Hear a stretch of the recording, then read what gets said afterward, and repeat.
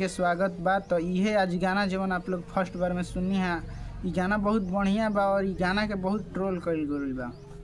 कैसे कि गाना के डिलीट करवावल जाता यूट्यूब से, सगरे से डिलीट करवावल चाहता, जवन कि गाना एकदम बढ़िया बा, अच्छाई देखावल बा। अगर एक आदमी गलत चीज़ कइले बा ओकरा के गाना के माध्यम से बढ़िया चीज़ देखावल गइल बा। कैसे कि उ लोग जवन काम वो औरत के संगे करता वो अपना वाइफ के संगे तना करके दिखाई मीडिया पर, सोशल मीडिया पर, और कितना गलत चीज़ बा आप लोग समझ सकतानी। तो हमके गाना बहुत बढ़िया लगल शिवानी जी के।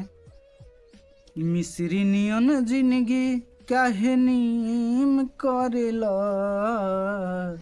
अरे मिस्री नियन जिंदगी काहे नीम करेला, आ छोड़ के आपन कनिया नचनिया संगमा जी में करेला, छोड़ के आपन कनिया नचनिया संगमा जी में करेला। यही गाना के और मीडिया वाला बहन चोर बाम सने भाई सबसे ज़्यादा। अगर कोनो भी सिंगर बढ़िया गाना गावता तो ओकरा के प्रमोट ना करी हंस। अगर एगो और ये गाना तो मैंने यही तरी खराब नहीं है, गाना एकदम बढ़िया बा। अगर एगो गाना तू खराब गा दो ओकरा के आप बताइए ये कैसे गा दिए इतना खराब अश्लील शब्द, अरे साला माधर चोद।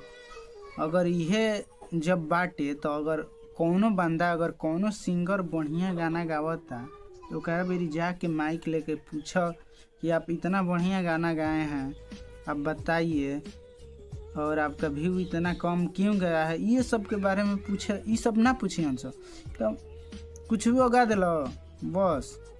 अगर बढ़िया गइल तो केहू पूछे वाला नहीं है मार्केट में, और गलत गा दिल तो तारा भी 10 गो पूछे वाला बा। आ ये से पूछे यहाँ से कि ओकनी के उहे न्यूज़ बना के ओकनी के चैनलवा चलेला। कैसे कि मीडिया जवन बनता से नया पर उ सब केहू जानता कि लाइन से हर एक सिंगर गुजरल बान और गुजरेलन, दोसरा के बुर्बक बनैया सन।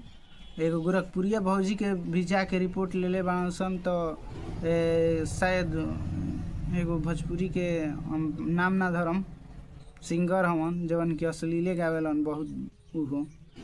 तो अश्लील गावा भैया वो अपना जगह पर बा, एकदम जवन गावा सही बाटे अगर तारा सही लागता तो, मगर दूसरा के मत कर जाओ क्या। और मीडिया वाला ये सब गैंग लगावे वाला काम करलन सब, मीडिया वाला के काम बा। बढ़िया जवन मीडिया वाला रही आराम से अपन रिपोर्ट ली और जाई, और जवन 2-4 के माइकवा कीन के एने ओने घूमता सन उ मीडिया वाला और उ साला एथी पूछलन से गलत चीज। ई एगो एथी कहाला कि अगर तारा अंदर एथी रही तो छुपेला ना, बोलिए देव बर्दाश्त ना होई। तो यह सब कइले बना से हम तक हम कि शिवानी सिंह गाना गइले बड़ी, बहुत बेस्ट गइले बड़ी। आप लोग भी सुनी। छोड़ के आपन कनिया नचनिया संगमा जी में करेला, तो आप लोग भी सुनी। और ये गाना के तो बहुत बार डिलीट और का ना का एक संगे कइल गइल, मगर गाना चलता फाड़ू और चलत रही। चली इसी वीडियो के संग विदा लेतनी। क्षमा करम अगर कोनो गलती वर्ड बुलाई होखी तो।